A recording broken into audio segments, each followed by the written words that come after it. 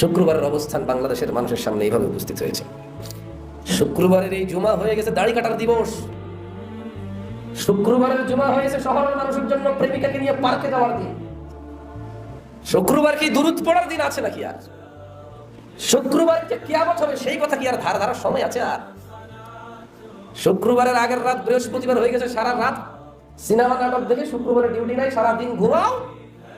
ঘুম থেকে উঠে দাড়ি যা আছে আল্লাহর নবী সুন্নাত বিসমিল্লাহ বলে ওটাকে জবাই করে দাও। সুন্দর করে double plate, triple plate, foam shave করার দিন শুক্রবার। শুক্রবার হচ্ছে দাওয়াত খাবার দিন। শুক্রবার হচ্ছে ঘুরতে যাওয়ার দিন। শুক্রবার আর কি শুক্রবার আছে? শুক্রবার হচ্ছে সপ্তাহে একটা এক ওয়াক্ত নামাজের দিন। শুক্রবারই তো সপ্তাহে আমরা একটা দিন যেদিন এক ওয়াক্ত নামাজ পড়তে হয়।